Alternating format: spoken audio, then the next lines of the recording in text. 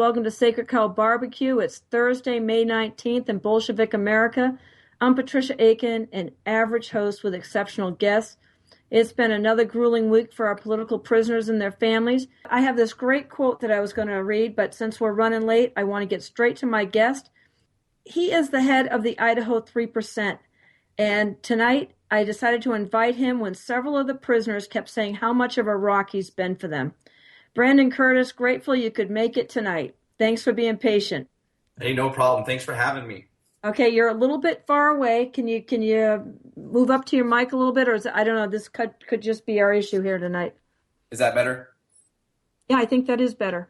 Perfect. So, Mr. Rowe, break in at any time and tell us if we're sounding okay here, because I can't tell. I can't manage it on my side. So. All right. Yeah, you guys sound great right now. So. Okay, terrific. Brandon, it's been an infuriating week for families and friends of our men. Mail being withheld and returned just to discourage the men. Melina Bilodeau reported yesterday that she sent Joe O'Shaughnessy a Bible, and they returned it because or they wouldn't deliver it because it was over 2 pounds. It was 2 pounds, 2 ounces. Steve Stewart says mail from his little boy's been returned. I mean, it's just ugly what they're doing. What's your take on it? Well, it's, in my opinion, it's just, it's a way to break these guys down. And it's really unfortunate that those type of tactics are taking place. We also know that the U.S. Marshal's Office had found out that some of the guys in Henderson, were having communications together or in a pod together or whatever. They put an order down to separate them and not allow them to talk so they can't work on their defense together. So it all goes hand in hand, in my opinion, that they're doing these sort of tactics to break these guys down.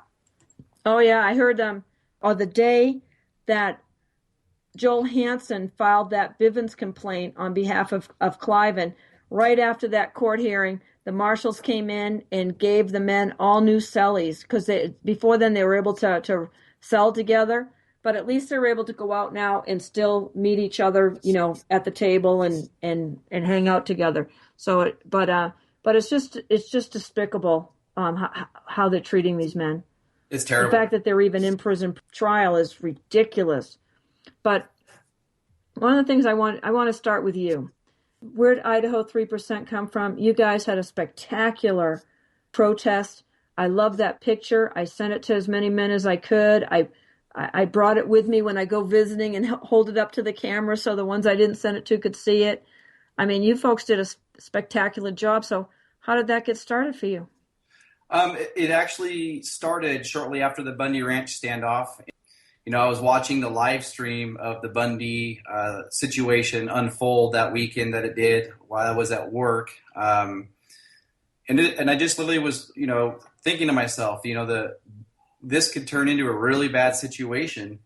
And fortunately, it ended the way it did, peacefully. And on the way home, as I was driving, I was thinking about, if something like that happened here in Idaho, who was gonna fill that gap? Who was gonna take a stand to protect Idaho citizens for Idaho? And I decided I was going to start that. And so my goal was to start an organization, or just not even necessarily an organization at first. I just wanted to get 50 people together that thought like I did and wanted to stand for people's rights and freedoms and take that stand if need be. And if I could get 50 people, that'd be great. And 2 years later, here we are. We're an organization, and we're 2,500 members statewide. 2,500? That's fabulous. Yeah, statewide. And we do all kinds of things. We've dove into the communities. We help battered women, abused children. We help, vets. We've adopted highways. You name it, we're trying to get involved and make a change within the community as well. So it's not just about going out and standing up on the front lines to protect someone's property rights or whatever. We want to dive into the community, be positive about that, while we also stand up for, constitutional rights. And that's all constitutional rights. That's right. That's awesome. But what gave you this mindset? What woke you up that things weren't right in America? Well, it was, just initially, to protect our Idaho citizens. And with my background in doing what I used to do in law enforcement, I've seen that side firsthand. and I've always been conscious of the Constitution, and made sure that was my priority. And luckily for me, I was in a smaller department, and all the officers felt the same way, so it was easy to do that. So I always had the concept, and I always knew where that line was, and where it shouldn't be crossed. You should honor people's rights, and the Constitution guarantees our God-given unalienable rights, and I've always practiced that. But as I decided to start this organization, based off the abuses that I saw, and what I saw that really got under my skin was I saw a family asking BLM agents questions. They were just looking for some answers to why things were going on, and what I saw was people being tased. I saw someone get run over in a four-wheeler by a dump truck. I saw an elderly lady get a bite dog was told to attack her, and doesn't any reasonable person watching that go down knows that's not okay and that's not right. So I decided that we're going to do something about that here in Idaho, so that wouldn't be an issue here. And as I dove into building this organization, you know how it goes. It's a rabbit trail, and you start to learn more and more, and it just becomes becomes your life. When did you get wind of the fact that they were going to start picking people up that had been at Bundy Ranch, and also the Harney County situation? Well, we knew that with the Harney County situation, we knew that inevitably that people were going to be arrested, and we just knew that based off any reasonable person that would have been there to watch that go down, see the influx of law enforcement from county to state to federal, that they were in the UN. Let's not forget the international people. Right, correct, and contract workers. There was all kinds of people there, and we saw them coming in, and it didn't take much to realize what they were. They were going to try to take that property back, and they were going to make a point of that. We saw that building up, and we'd heard rumor that they were going to start picking up people for the Bundy Ranch stuff. We didn't really have much notice. And then just that, I believe it was a Thursday morning or whatever it was, is when they started rounding everybody up. It's just really unfortunate. They waited 2 years to do anything about it, and they started arresting everybody.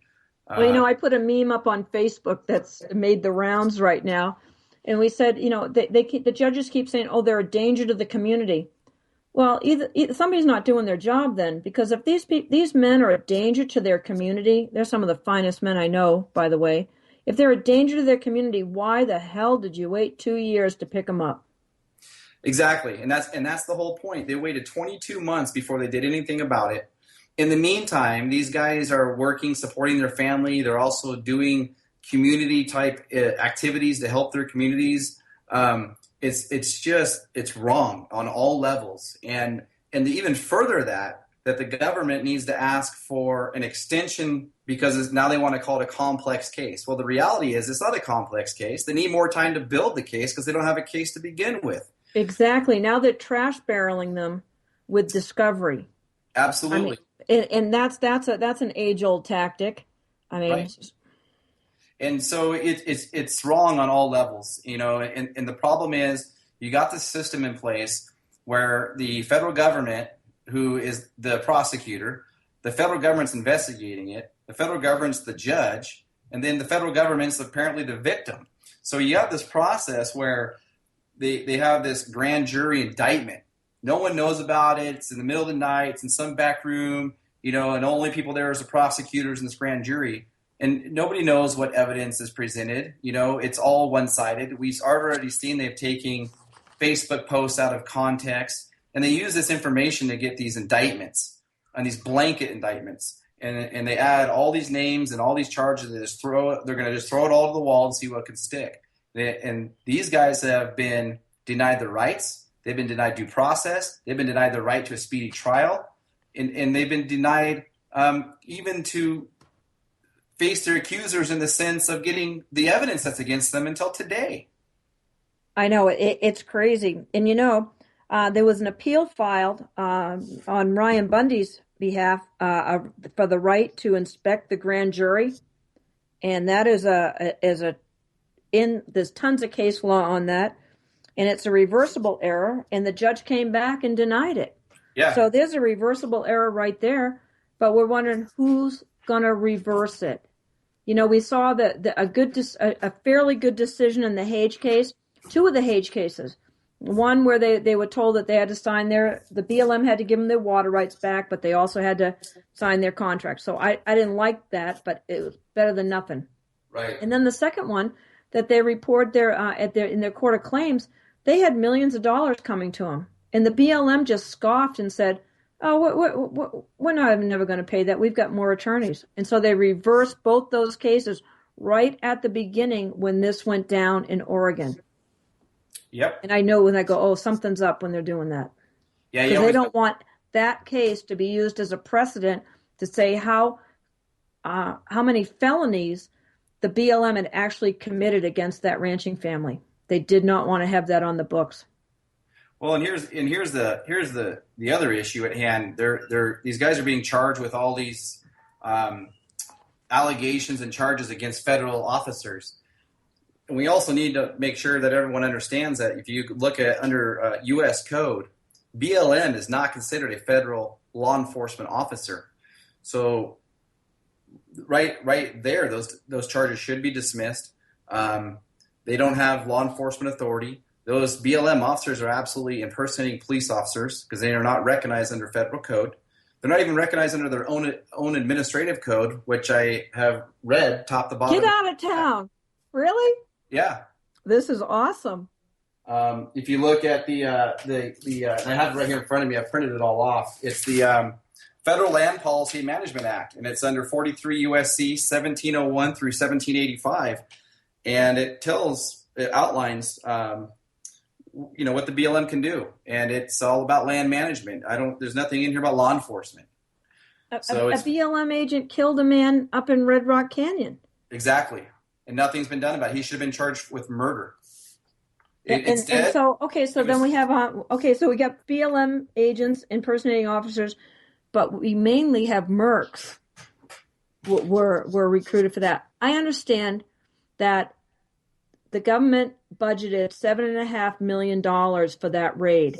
And so let's put that right to rest right now, that it wasn't about any $1 million that Cliven Bundy doesn't owe, but even if he did owe it, would you spend $7.5 million to come collect it? Right. That's tripping over, a dollar to pick up a penny. Yeah.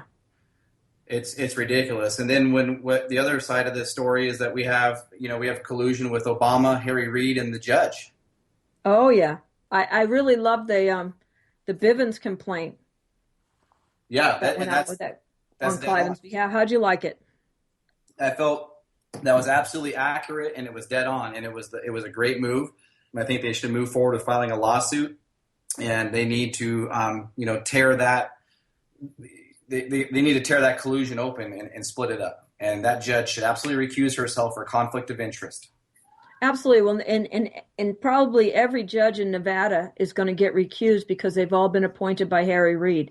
They're going to have to bring in a judge from another district for sure. Right. This thing is, they want the Star Chamber going here. Because I just got a report tonight. Gavin Sames reported that secret courts, this is an urgent post and request.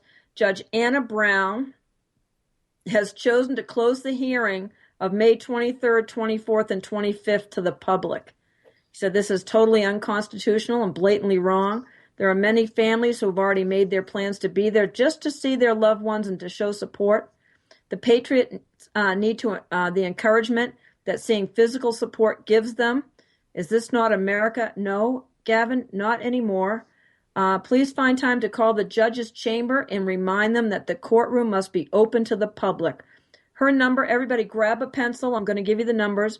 Her number to the judge's chamber is 503-326-8350. You'll also want to call the Oregon Attorney General, Ellen Rosenblum. Her number is 503-378-4400. And our good friend, Governor Kate Brown, her number is 503 378-4582. So I hope I should put those in the chat room. Why don't you make some comments about that, and I will put that in the chat room for people. Yeah, that's absolutely unconstitutional. Now, we did hear there was an influx of phone calls going into the court after that was initially put out, and they changed that to it's now open to the public. And the way they're going to do that is not in the actual courtroom. This came from the courthouse over in Portland. They're going to allow people to go into overflow rooms and watch via video. So I guess that's how they're going to handle that, which is still not, you're still not going to be allowed in the actual courtroom. You're going to have to go to. Oh, no, that's terrible. They want the men not to see the support they have. That's absolutely what they're doing. Oh, that's just, because Ammon was kind of complaining, not complaining, but noting that mail had slowed down. He doesn't know that mail hasn't slowed down. They're just not delivering it. Correct. And we know, mail coming out of the Nevada case. It's taking 2 to 3 weeks to reach Boise. What? Todd Engel sent a letter out it was dated May 1st, and they got it on the 13th, I believe. Yeah, that's terrible. Because I have a friend in down in Pahrump in that same facility. And it only takes me a couple of days to get his stuff, and him a couple of days to get mine. So they're obviously messing with them. Right. And what people need to realize is that, the precedence of this case and these political prisoners, I know it just seems like to me, a lot of the people's attention has moved on to the next thing or the next problem. And that's what the government wants. That's another reason why, if they can declare it a complex case, they can push us out for almost a year, because another year down the road, people are going to forget. And that's what they are, hoping for. So, Americans do tend to have short memories. Yeah. And then there's going to be other things that take place, and that, that's going to pull their focus away. Or, they can even so much as, they're going to start doing smear campaigns and character assassinations on other outspoken patriots, and trying to pull focus away by discrediting. I mean, the type of psychological warfare they use is sickening. Yeah, it is. It's Bolshevik America, and they have perfected it. They really have. I mean, it's discouraging, and I always want to encourage people. I look at things from a metaphysical standpoint, from biblical standpoint, and all that, and it all says to me that we create our reality, and we have to do it in faith. That when we pray and ask for something, we have to believe that it's been answered. And it's very hard to keep that belief up when you see how disgusting the courts have been. This week with Dave Bundy was just shocking. I mean, they had the court administrator, I'm not even going to call him a judge, but the court administrator is a man by the name of Cam Fehrenbach. And I thought he was handling it well. And I could tell he was getting really uncomfortable as this whole thing went on. Like he was having a moment of conscience. And then he seemed to pull himself together at the end. And he picked up a sheet of paper from the left-hand side and picked it up and read the exact same decision that all the other judges have had. Danger to the community. When the sheriff in Daviess County has said that he would vouch for him and be responsible for him, people are usually upset after those hearings, but the anger level is really rising now. Absolutely. The people have they've had it, and these political prisoners, I do field phone calls from all of them at some point. But the Idaho guys, the 4 Idaho guys, I talk to them, most of them every a couple days. Some of them I talk to multiple times a day. I talk to Eric Parker, 2, 3, 4 times a day. And, we constantly try to be uplifting and just, remind them that anger, put that into your gut, and that anger, turn it into a fire to keep going and not let them break you. And it's a constant, it's hard for them. As every day goes on, they feel as if they're being forgotten because time goes by, people forget, and we cannot do that. And I made a vow to our brothers in jail that I'm not going to rest until they come home. And the American people have to say this, enough, and they got to make these phone calls. They got to write these letters. They got to be heard. The court of public opinion is far more powerful than the court of law. And well, that's why, not only do they want to slow down? Of course, I haven't slowed down on Facebook, and neither have you or, the other people that we know through this. But it's nowhere on national media, right, mainstream. No, and the national media, they'd rather focus their attention, about and make it a big thing about transgender bathrooms. That's a whole different thing, a whole other radio show. But come on, can we not see that America's deteriorating by all these things taking place by our, Commander-in-Chief Obama, who's doing a terrible job, and he's being very successful running this country into the ground? When are people going to wake up? When are people going to realize why these guys, the 19 from Nevada, all the guys in Oregon, why they're in jail? When are people going to wake up and start doing their research for themselves and quit listening to the opinions of other people, become educated, and make an educated decision and make their own opinions and realize what's going on? Our rights are being taken away every day. And if we don't stand, and if these guys didn't do what these guys did to put them where they're at in jail, they stood for our Bill of Rights. That's what they did. And we need to stand for them now. But that they're using this ridiculous brandishing a weapon. That's the same definition when you read it is open carry. Absolutely. Absolutely. But if you look at Nevada state law as well, it's a stand your ground state, and there are snipers pointing firearms at them. Now let's look at the chain of events. The sheriff came over to the Bundy's ranch and is on public record. It's on video. It's documented that he said the BLM is ceasing all operations. The BLM is going to release the cattle. The BLM exactly is done. So they went down to that wash to get the cattle back at the direction of the sheriff. So why in the hell, when they got down there, is there snipers pointing rifles at unarmed women, children, men? Why? That's the question. And on some of those recordings, you can hear BLM agents saying, I don't care. I'll shoot women and children. Oh, you can absolutely hear them saying they've been given the green light to use lethal force and that they will shoot and kill.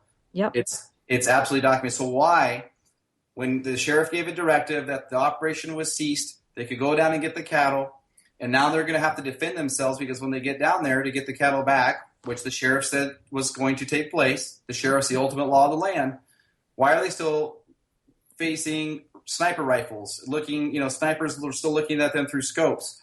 Oh, yeah, and the feds want to, you got to be in the court to hear this. It's so unbelievable. Yes, and men that were fully tacked out. Fully tacked out? Did you see your guys? Right.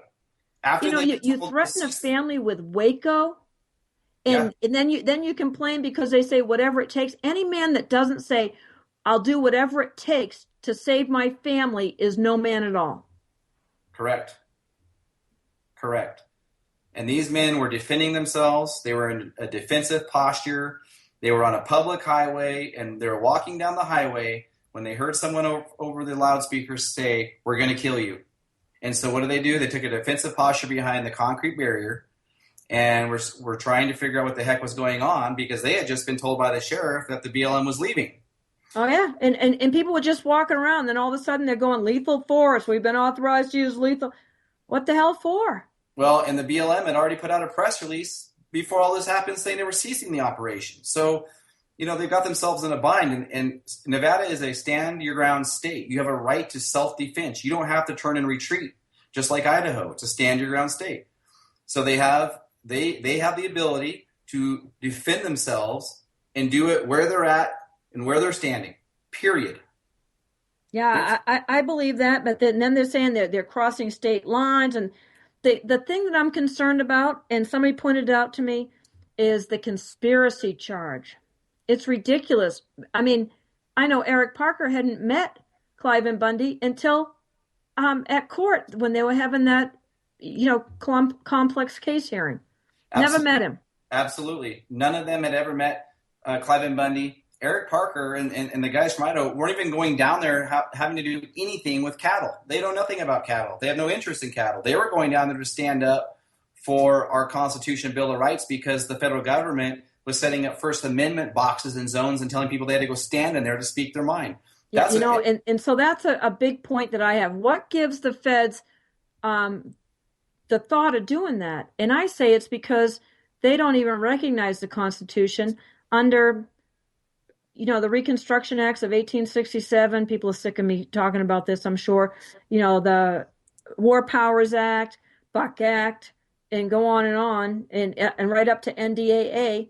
That's all been suspended. We are now rebel belligerents to the government. And Absolutely. So they're going to do anything. That's why they're holding these men, because they look at them as this is a battlefield, and that's why they're treating them like prisoners of war. Absolutely. And let me give you just an example of everyday life, something I experienced last weekend. I went to pick up my daughter from the airport. She's a minor. She flies as an unaccompanied minor for Alaska Airlines. And she flies once or twice a month to visit her mother up in northern Idaho. And I went to the airport to pick her up like I always do. And I was denied a security pass just to go to the gate and pick up my minor child. I was denied. And I've been on the phone with DHS, TSA, Alaska Airlines. No one will tell me why, other than I just can't go into what they call a sterile area in an airport because I'm outspoken. I hold my breath every time I go to the airport. So yeah. Wait for it. It's going to come. I wasn't asking to fly. It was just, and it's actually illegal. They can't do that. They can't they knew my name was put on that minor form. My name was on there as the guardian to pick them up. They can't keep me from going to get her. It's just amazing the things that they're doing to screw with people. With us out here that are still standing, with those guys in there that are the political prisoners, to try to break them with, psychologically and emotionally.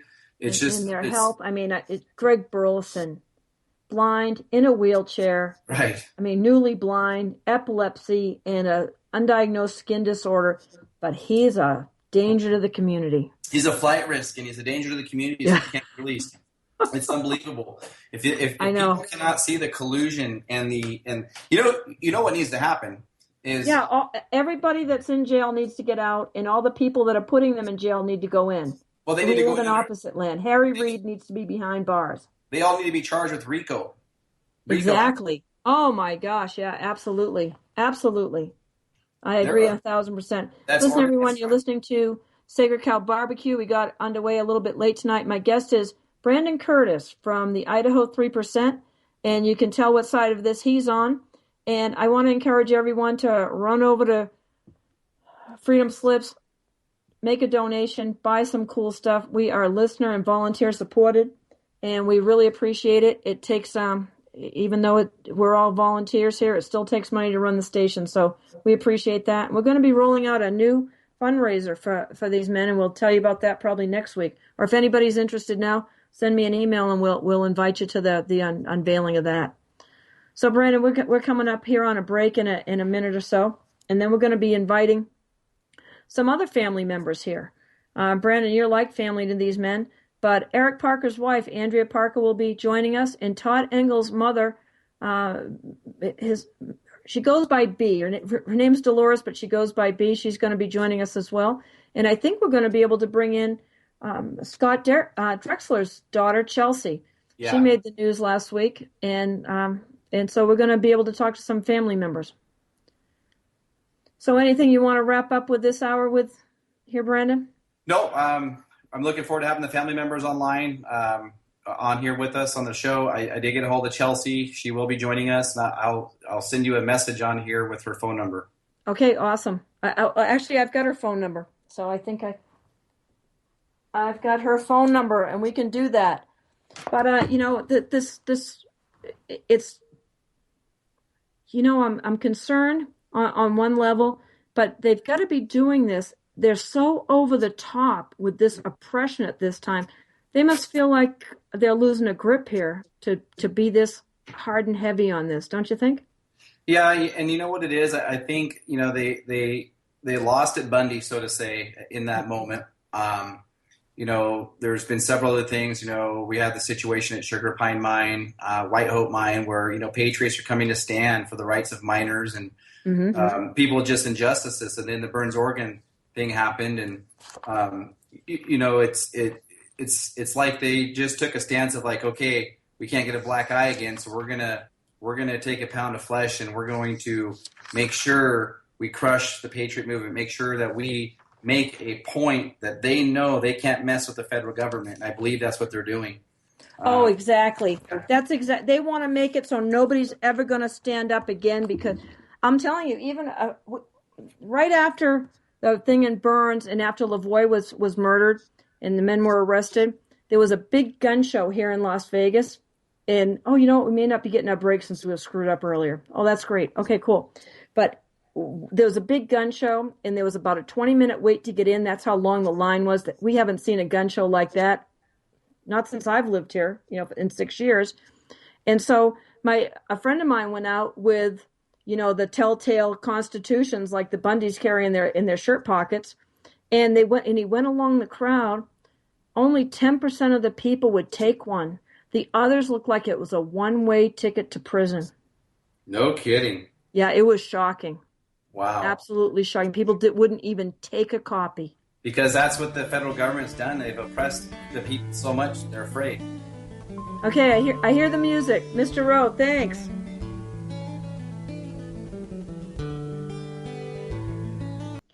Welcome back, everybody, to Sacred Cow Barbecue. Of course, our the topic mailbox tonight is full is... and cannot accept any messages at this time. Goodbye.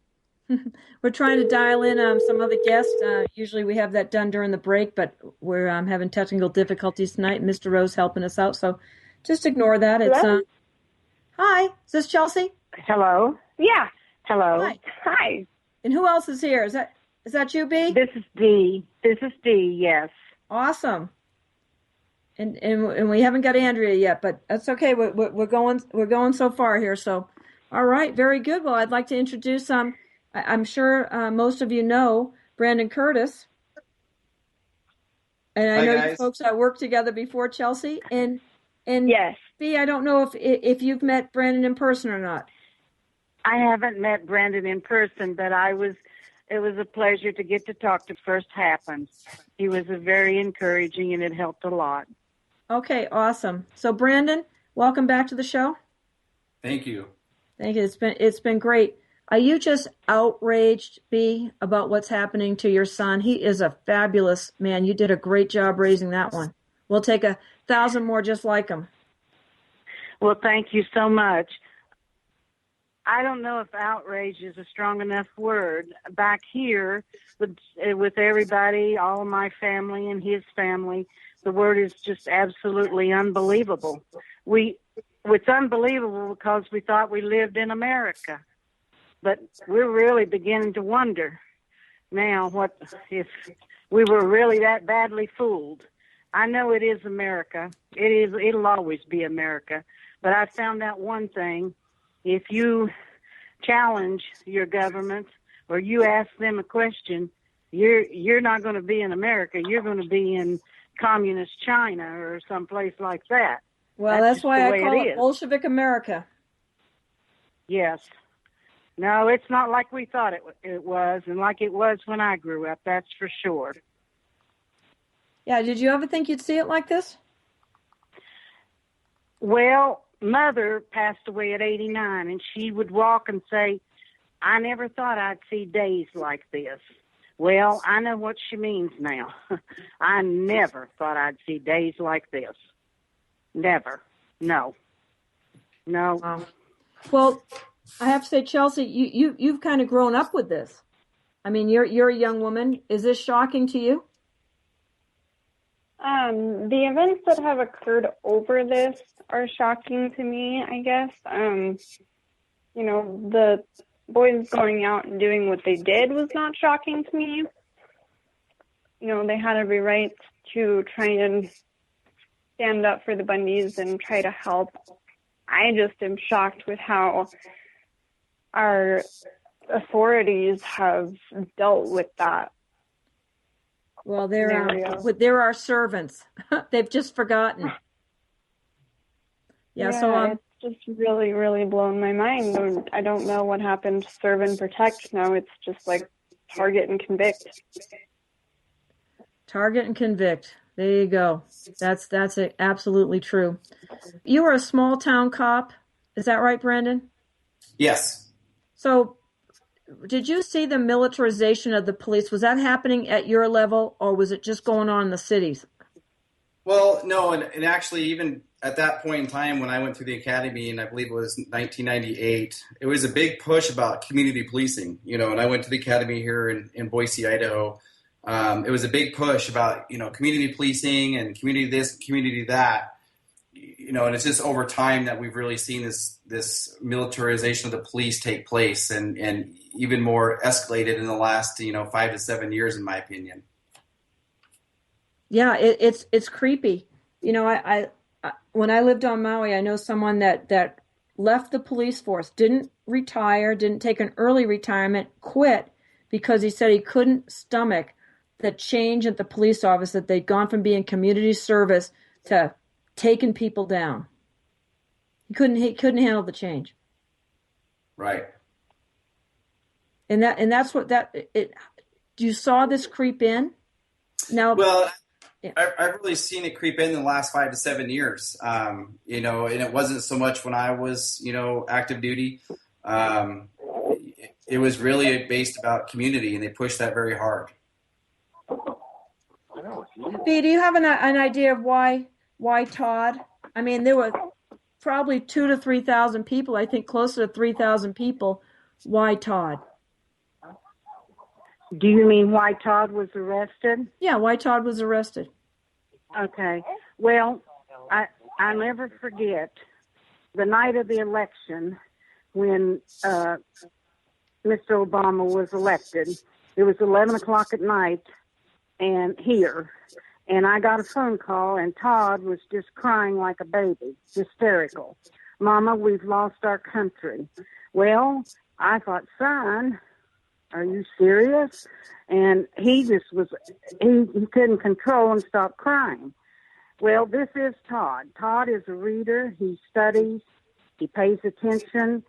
And he's told us for years what he saw was coming, what was going to come down, and what was taking place and what was happening. And he was arrested, I believe, because he knows too much. He's as smart as they are, and he knows what they're up to. And he believes in the Constitution, and I think that's why every last one of them's been arrested. They want to shut them up. They don't want this, just like the news right now. They don't want anybody to know really what's going on. And I really believe that's why every one of them is behind bars. This is bigger than a cow and a tortoise and all that. This is behind this is much greater than that. So, but I never dreamed that you'd be arrested just because you stood for freedoms and things like that. And he did the heinous act that he did is he directed traffic for the state troopers. Well, and two, I don't know if anybody knows that Todd and I were communicating when the Burns, Oregon was going down, and Todd made a trip down there to be a peacemaker. See? But it's just unbelievable. This whole thing is absolutely unbelievable. Bill O'Reilly tonight, somebody asked him why he called Harry Reid evil. He said, I didn't call Harry Reid evil. I said what he did in regards to Kate's Law was evil. Well, I disagree with Bill O'Reilly. Yeah. Good fruit falls from a good tree, and bad fruit falls from a bad tree. Evil's evil. I don't care what your title is. Oh no, they're as evil as they come. I mean, satanic isn't too strong a word, is it, Brandon? No, not at all. No, it's outrageous what they're doing in using, these Praetorian Guard that they have to accomplish what they want for their own ill-gotten gain. It's shocking. That's like my daughter. Todd's sister keeps asking herself, I believe it was April. Well, no, it was April 13th. It was, I'm going to say 2 years ago. I don't believe it was last year. Her best friend, lady friend, was shot 7 times and survived. And do you believe that we just heard today now that her pre-trial is not even going to take place until like next year, just the pre-trial. Now she's out here running around doing as she pleases. She's been given bond, bail and everything, and she's just, these guys haven't been given anything. And she shot at somebody 7 times. She hid in the driveway. Now you tell me, where is justice? And these men, they haven't even let them out for a breath of fresh air. Yeah, it's absolutely, not only have they not let them out, but they're being poisoned by carbon monoxide poisoning in Pahrump. And my friend wrote them and told them the stacks aren't high enough and all this, and he offered to help them, but the men are all sick when they do that, and it's just disgusting. And so we're filing an injunction in Nye County Court pretty soon. We're just getting all the paperwork together on that. It's disgusting how they're treating these men. Chelsea, how's your dad? He's kind of a man of few words. He talked to me a little bit more this week, but this was the most I've heard him talk, and I think it was because I said what a beautiful girl you were. I think he's doing okay. Under the circumstances, he seems to be just kind of day by day. I keep trying to give him hope that we'll get through this sooner than later. Right. And your dad has a law enforcement background? I mean, in his family? He does. His dad was a sheriff, but his dad was a monster. Okay, so not the guy you'd want for sheriff. Yeah, not at all. He was a horrific monster. Wow. And so how'd your dad come out to be a nice guy? Just strong-willed. Yeah, I noticed that with a lot of people that are abused as children, they say it stops here. They're not going to do that to their children. They're going to be different. Everything's going to be different. So they kind of like reparent themselves, through their own families. Right. Well, Brandon, how well do you know Scott? I know Scott pretty well. I've known him for the past couple of years and spent quite a bit of time with him. Yeah, what's your take on him? Scott is really not a man of many words, but he is a very intelligent man, very smart. He's just one of those guys that that he's going to be there for you. A good example is when he, when we go camping or we do things as an organization, he's the guy that would just walk up and kind of nudge you on the shoulder like, "Hey, I'm here. I got you." Doesn't say much. He's just an all around salt of the earth good guy. Well, what do you think of that, Chelsea? Is that the right take on your dad? Yeah, that sounds just about right. Forgive me, I'm a little emotional. All right. But, well, yeah. I guess what I want to hear from you folks, how's the mail been going for you folks? Brandon was telling us earlier that things had taken 3 weeks to get to Idaho. Bea, your family and friends having that same situation with Todd? Oh, yes. From West Virginia to where I am, it took going on 2 weeks.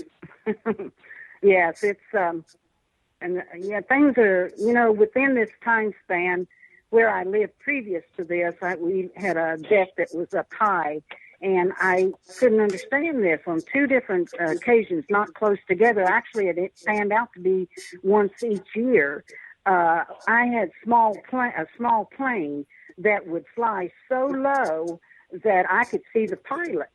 So when I told Todd that, you know how he is, he started laughing like crazy. He said, "Well, Mom, I know what that is." And I thought, well, I haven't done anything, and I don't know anybody that has. But, So things, oh yes. And the other day I was traveling, and I have two of the stickers on our back windows that says "Free our political prisoners." And the policeman, he drove in the left-hand lane while I drove in the right, and he followed me for quite a long distance. I don't know what he thought this old lady was up to, but anyways, things, yeah, oh yeah, our mail's being watched and everything's being watched. So it's just an intimidation technique? Oh, I think it is, yes. Absolutely. I mean, why would a plane fly so low that it was a small plane? No, it wasn't a 747 or anything, thank goodness, but it was a small plane. I could see the pilot. What do you make of that, I mean, that's Brandon? pretty low. Brandon, what do you make of that? I'm sorry you cut out there. Okay, I was saying, what do you make of that? Bee's saying that she's being surveilled from small planes and followed and things. Oh, we're all experiencing that, and it's that I believe that we're all experiencing that. We're being monitored, especially the family members of those, that are in jail. They're monitoring their phone calls. Of course, we know that coming from the jail, but we've all been followed. They've been sitting outside of our houses. Bee's absolutely right. That's exactly what's going on. Is that what you've been experiencing too, Chelsea? I haven't noticed anything as far as like people watching me. My boyfriend said something to me earlier, and I think it was a partial joke, but he was like, I think the feds are taking our mail because our bills haven't showed up in like 3 weeks, and we should have a bunch of bills like a long time ago. I was like, no, they wouldn't take our bills. Well, they're just holding up your mail in general. That would be a trick that they do. So better go online and pay them online. Don't wait for the bills to show up because they're trying to, run you into financial trouble there. There's nothing these people won't stop at. I got to tell you, there was a case in 1987, a man by the name of David Lane, and whether you agree with his stance or not, they tried them not double jeopardy, but triple jeopardy. And in the two first trials, they could have just blown the case altogether, but the court-appointed attorney refused to do it. They had one that they said he was in on the East Coast in New Jersey. Someone said they, testified that he was there. Then someone else testified, he was on the West Coast in the Seattle area with him on the exact same day. And actually, he was visiting a lady friend in Wisconsin. And so he said, no, just go out and she'll corroborate that's where I was. And the man came back, and it was just an intense coincidence that she had died in a car accident just 2 weeks before the indictments were handed down. And they said, well, get the bus tickets, because I took the Greyhound bus or some kind of Trailways or something to her home. I didn't want to take my car, so I just took the bus. He says, well, they don't put names on tickets. He says, no, but they keep a record of all the stops that you made and stuff. And so he said, okay. And he went, and when he came back, he said, the bus station, the office where they keep all those bus records burned down. Isn't that convenient? Well, I'll tell you, in the third trial, they were so fed up with their public pretenders, as Rudy Stanko calls them, that four of them decided to defend themselves. And they did such a great job of dismantling the government's case against them that all 14 were found not guilty. And the look of disgust on the jury's face was obvious with what the government had done and been trying to do to them. So we don't have 3 trials to go through. We got to hit this hard on the first one. Do you agree, Brandon? Did I lose you? I'm here. Sorry to put you on mute. I actually just got a call from Eric Parker. Oh, good. Is he trying to call us? Dial him in. He called in quickly, and then he just said, never mind, I'm getting locked down, so we had to hang up. Oh, yeah. They're getting locked down because he's supposed to call me now. This is what they've been doing. Last week, Eric and Steve were supposed to call into the show. No, they put them on lockdown. Here it is again, putting them on lockdown. Lockdown should have been over at 8 o'clock. But they know that I told them to call me tonight. Yeah, call me, whatever. I tried to get them to call me last night so we'd pre-record. Right. So that sucks. Oh, I'm so disgusted. So disgusted. Well, I'm sorry, everybody. We were hoping to hear from Eric tonight, and then just not going to let this happen. I don't know. I'm going to have to send smoke signals or something down to Henderson to, because they're monitoring everything. Oh, I think they are too, monitoring everything. My Facebook acts so crazy that half the time, if it's something about the Patriots or any of this, my Facebook will never let me see it. I mean, it just doesn't come up. Oh, well, that's why I call it FedBook. Yep. Oh, that's a good one. Yeah, that's a good one. Yes. Chelsea, I want to ask you, your local TV station did a story, and they were the usual ridiculous, but you did a fabulous job talking about this. What kind of response did you get from that? As far as from the public or from from the public. I got a lot of people that just were very supportive, said that I did a great job and we need to keep doing this, and getting airtime was really important. And I also got some terrible comments about how my father was, a criminal, and just the basic haters. So it kind of went both ways. I didn't get a ton of reaction off of it. Well, that tells me how little people watch the news anymore. Right?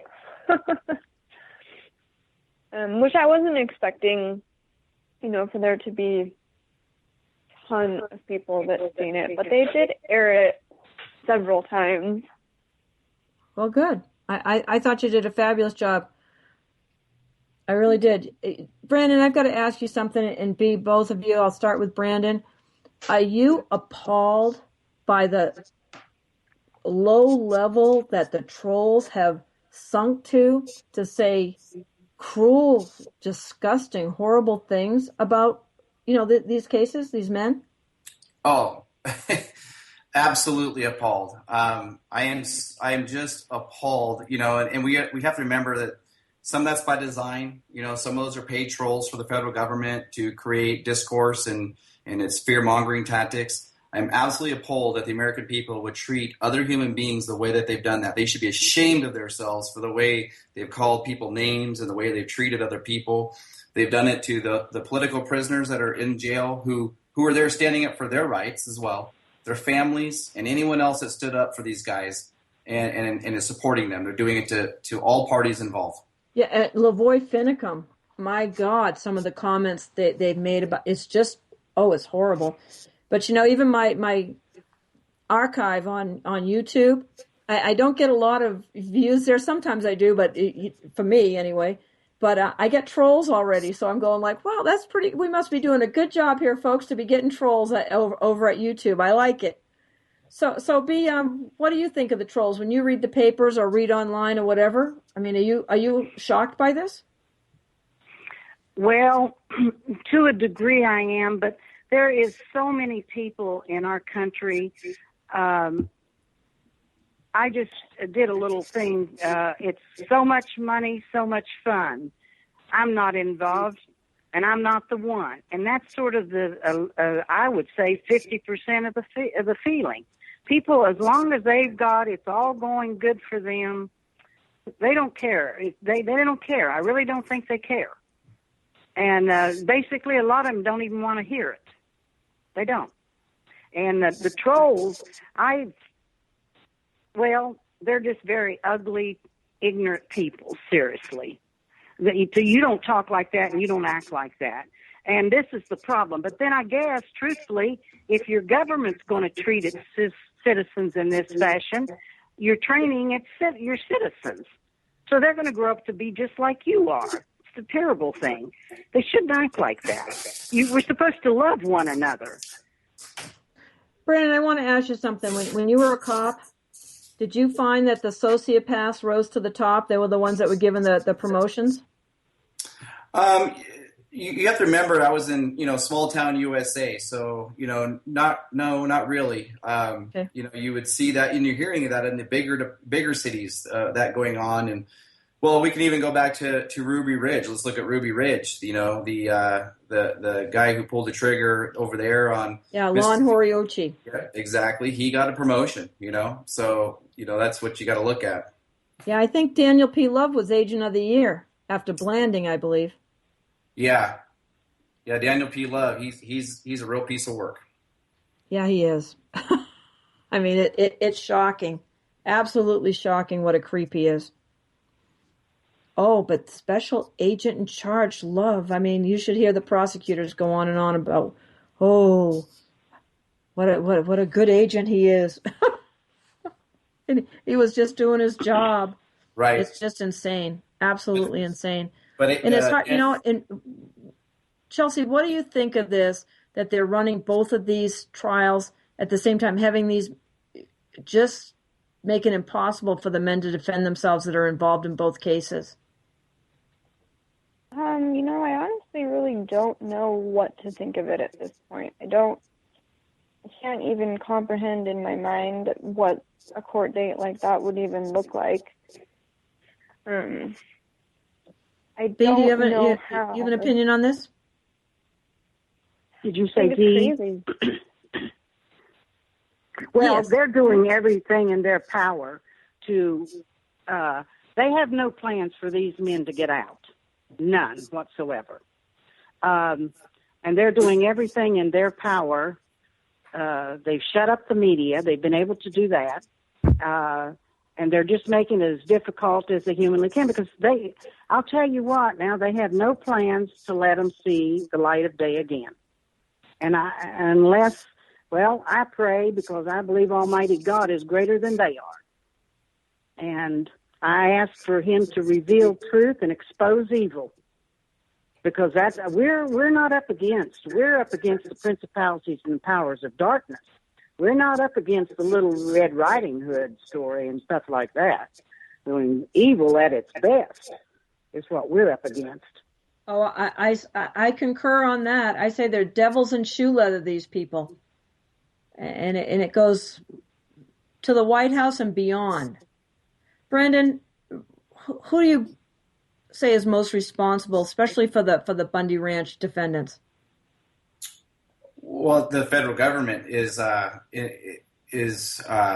in total responsible for it. If you look at the reason why they wanted that land, Harry Reid owns parcels of land around the Bundy Ranch, around that public land they were trying to take. He was going to make a huge profit by the sale of that land to a Chinese wind farm that his son, the attorney, was brokering the deal.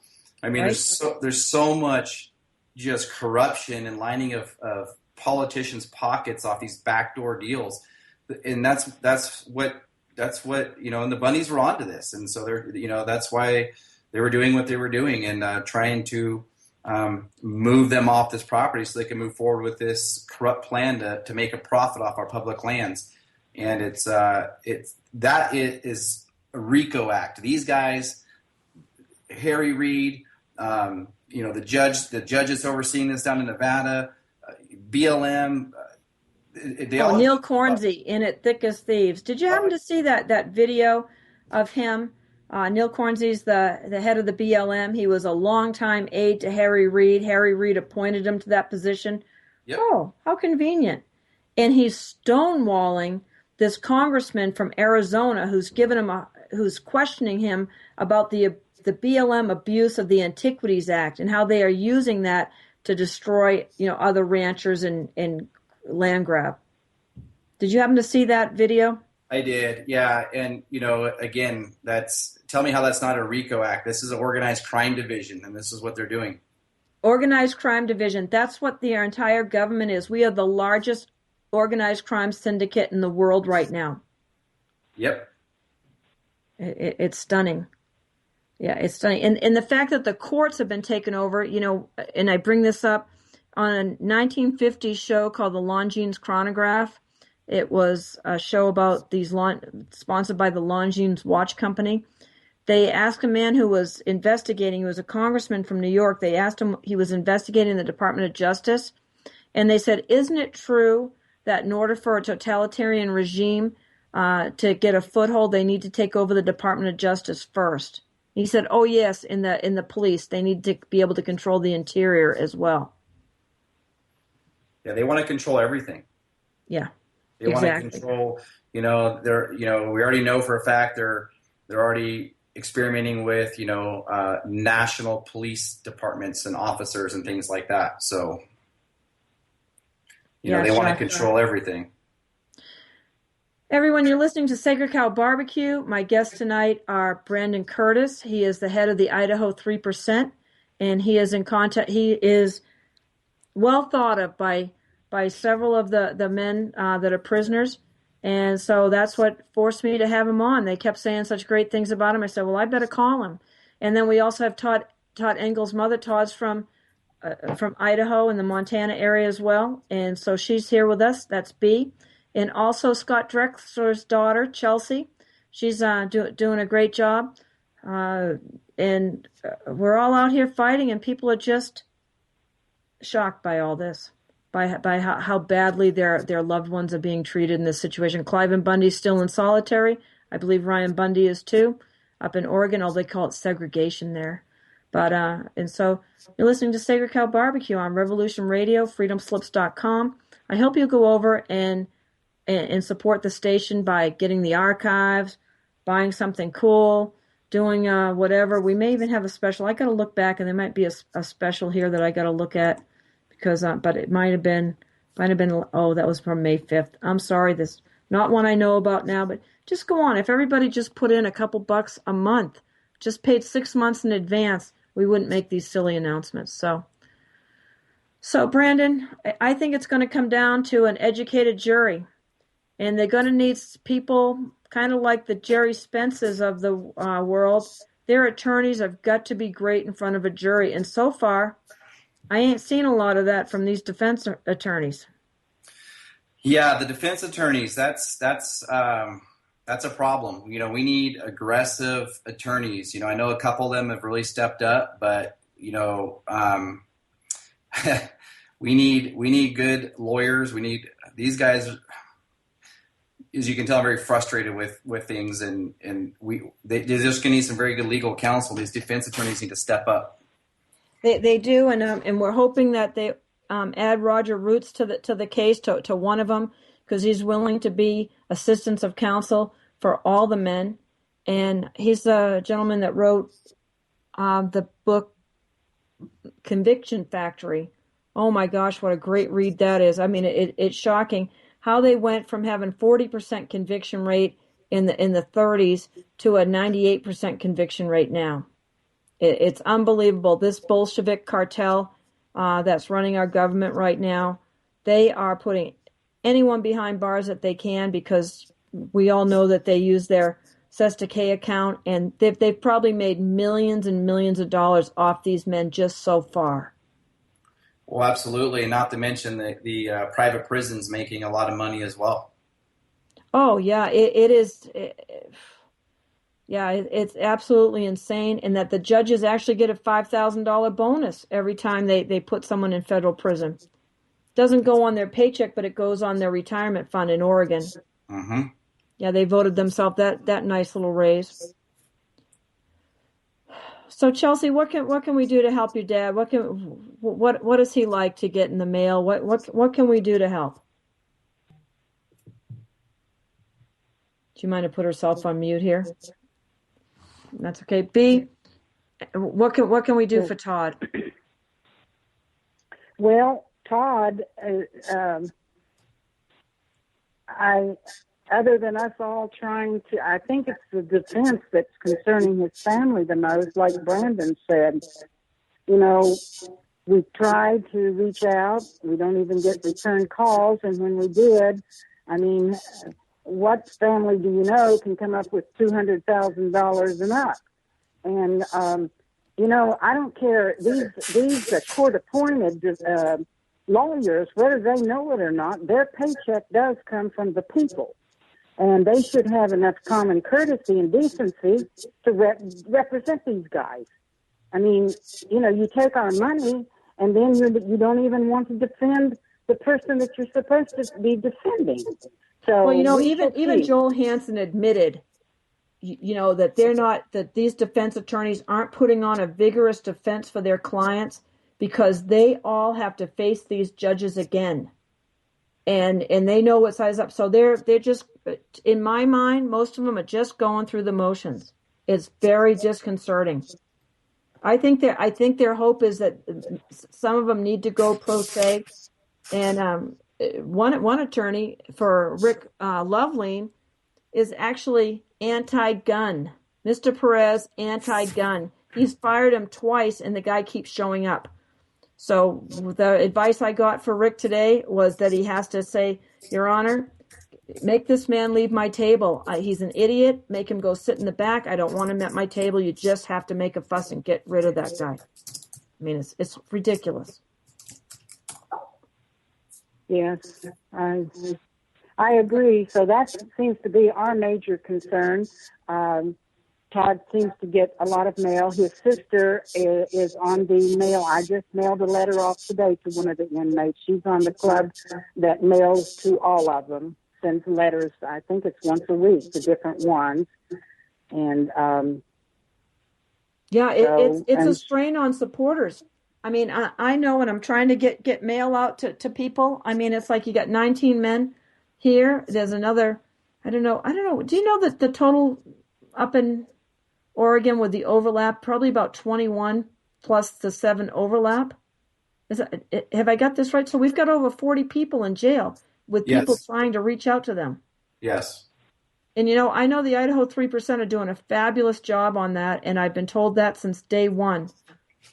You have to take a lot of credit for that, Brandon. Well, I give the credit to our entire organization and all of our members. We have an extraordinary leadership team. I just want to take a moment and make this plug that, there's also a lot of, the Patriot movement is also very much of a turmoil and eating itself alive, so to say.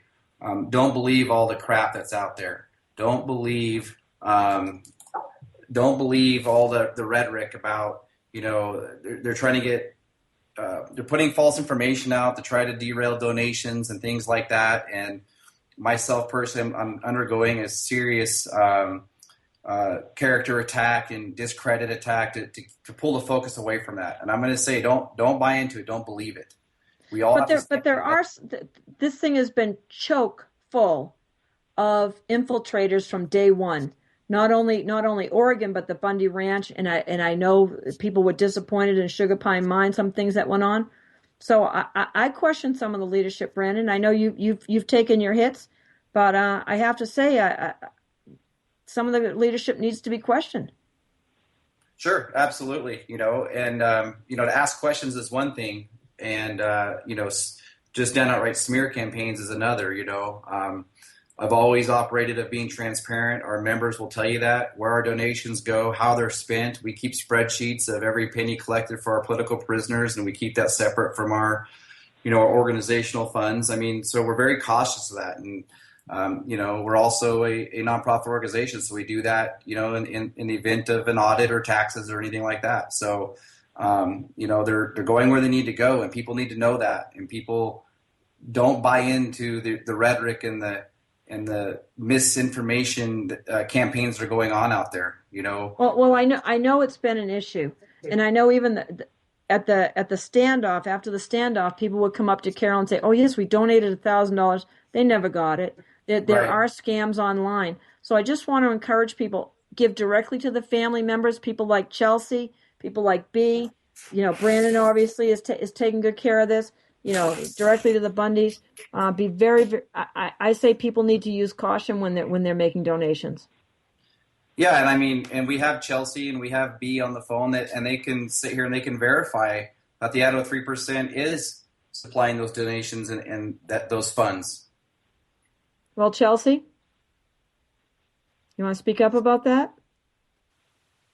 We may have lost her. Skype isn't always the best here. B, have funds been getting through to Todd? Of course, we know that the family that's behind Todd and their funds, we know that because they've chosen they send it directly, and that sometimes, like I tell you, it takes 2 weeks, and then we deposit into the accounts, and then there has been others that's showing up. Yes. So I think this whole thing, the phone calls that are outrageously priced, I mean, the commissary items, it's just disgusting. Have you been able to send other packages into Todd? no.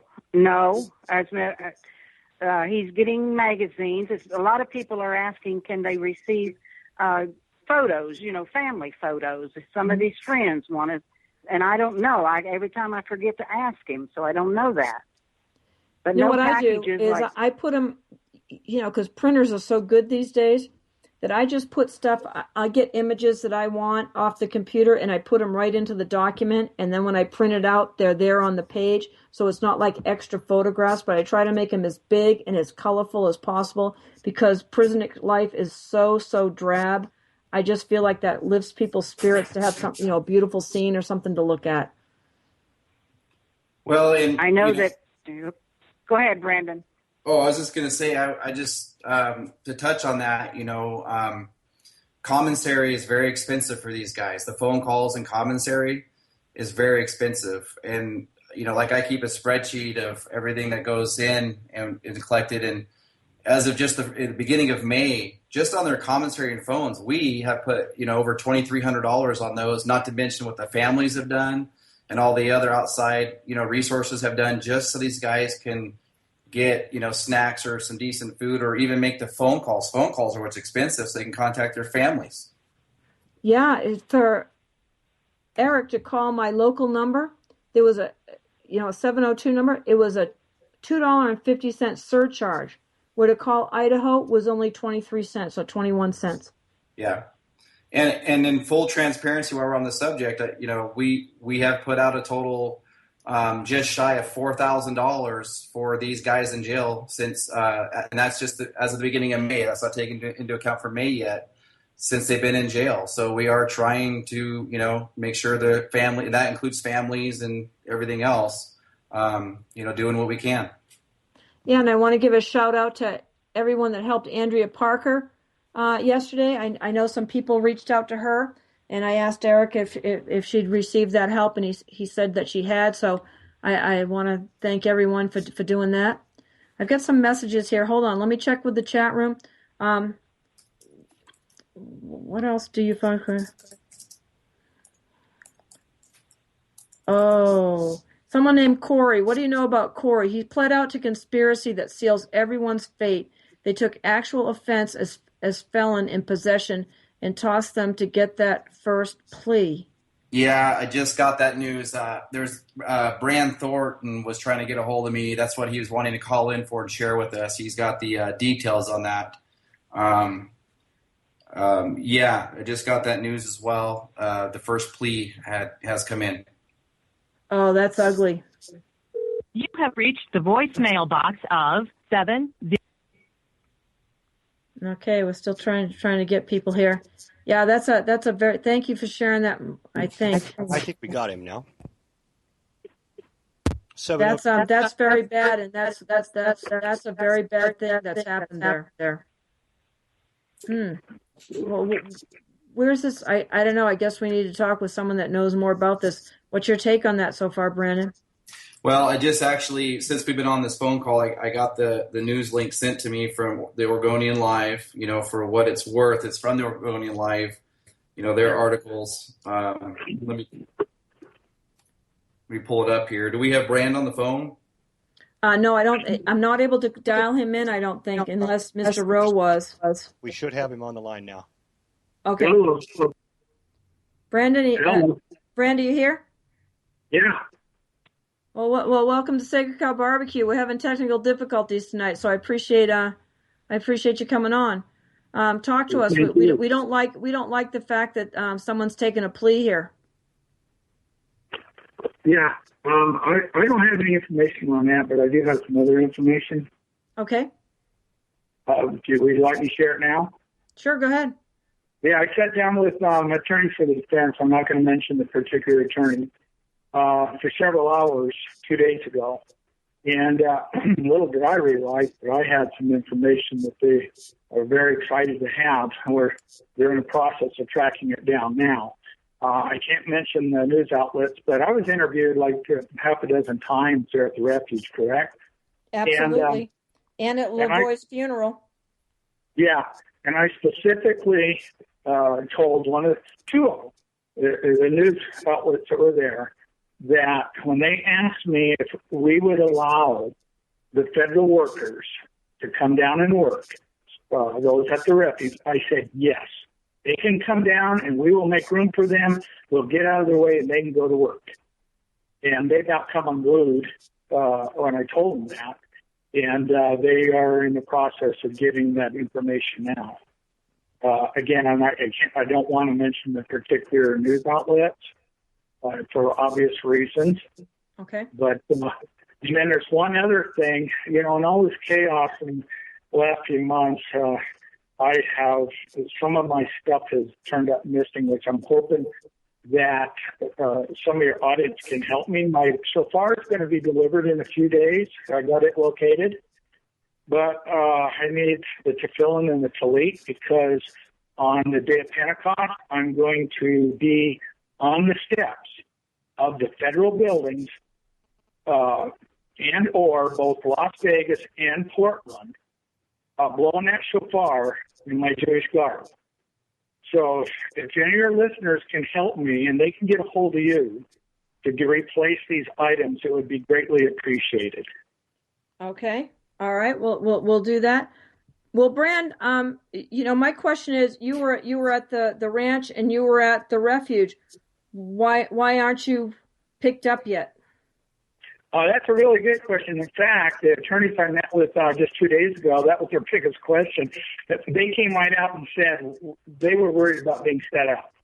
And I about fell over. I just think it's God's protection. That's the only thing I can come up with. I kind of ran a gauntlet like Brandon Curtis there, and I want everybody to know I support him. He's a great man, and I have total faith and confidence in him. But I've kind of run the same gauntlet. Unbelievable that people were saying I'm a federal agent. I'm like, come on, give me a break. Okay. Well, I get it. It's been who's a Fed game for a long time, because we know there are informants. We know people have infiltrated this thing. But I want to go back to something that Michael Elliott told me not long this week.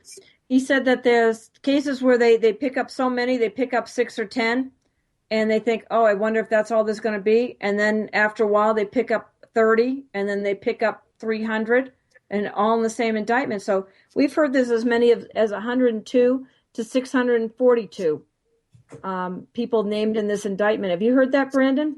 That's exactly what I'm doing too. So do you think they're going to be picking up more people? I think so, and I'm going to go ahead and say this. You had Todd's mother there. She's 100% correct. They have no intention of letting these people go. No. And what you're seeing is indefinite detention in action, whether they want to call it or not. Mm-hmm. And that's why I plan on being on the steps of the federal buildings. I don't know if I'll be able to get to both of them because they might roll me up on the first one, but I'm going to be there. And I'm going to be blowing the shofar and, hope it's all recorded because we need God. That's the only way we're going to get our patriots out. It's not going to happen any other way. Mm-hmm. Brandon, what about you? I have mixed feelings about it. I do think there's a very good potential, like Brand said, that more people will be picked up. But on the other hand, I know that would also be detrimental to their case, where they're trying to get their trial started. I do know, if they were to get late indictments, I would hold it up. That irritates the court. I know the judge had made reference to that earlier on. Yes, Judge Lean. Well, I don't even like to call her Betty Lean, the court administrator. She asked the prosecutor, Myrie, if there were going to be more indictments. And he said no. And I said, well, what does that mean? Does that mean more superseding indictments? Or are you going to be picking up more people? So to somebody said, well, we think it's both, but that's just a guess. Right. So, I'm with Brand as well. I mean, it's very, very possible that could be, we're all of us that have either taken a stand one way or another, or we're voicing it, we're loud about it. We're all running the gauntlet, and that's what people need to understand. And the new go-to for the Patriot movement is, he's a Fed, she's a Fed, because they don't agree with something. And, people need to get off. We get that. Yeah, people need to get off. But that. they're out there. Sure, I'll never get over sending Ammon a text message warning him, and I got back a message saying, "Oh no, Patricia, all the men with me are good men." Well, I beg to differ to this day. Yeah. Well, we outed it. We outed a federal informant that was on a different radio show, and he actually went on a radio show and admitted on 2 different shows that he was in Burns and was a paid informant for the Joint Terrorism Task Force. And, he was actually at the rally, and, so we've have found some, and as we found them and have been able to prove it, that's the key word, we prove it, we out them. Yeah. Yes. Hey, can I interject something here too? Go right ahead. Quick. Blaine Cooper's taken a real beating, and he still is. I was there 1 month, almost a month with Blaine, and I watched that man stress out so bad. And when his wife, Melissa, showed up with the 2 kids, I watched her cry several times, so in fear of what's going to happen to her and her kids. And you know what? If Blaine was an informant, you just don't do things like that. You don't bring your wife and your kids if you're an informant and jeopardize them. He was trying to protect his children from CPS. And I watched both of them stress so bad for a month. Well, you know what? I'm sorry. I don't care what anybody says. I don't care about his history. Blaine is a good man. And I watched him take 3 punches from that asshole, Screwy Louie, and he kept backing up and telling him, stop, please stop, before he reacted. So, you got Screwy Louie on Chaos talking about Blaine Cooper blindsiding him and his little runt buddy. It's total BS. I saw the whole thing, and I'm sick of this crap. I'm so tired of it.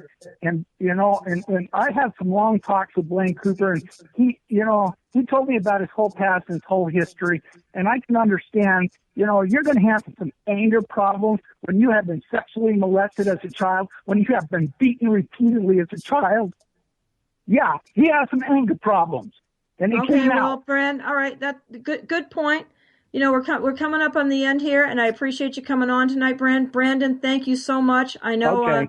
I know we're sorry busy. I got like emotional there, but hangers. sorry I got emotional there, but I'm just so tired of this crap. That's okay, Brand. We're just I'd let you roll on that, but we're running out of time, and the music's going to start in a minute.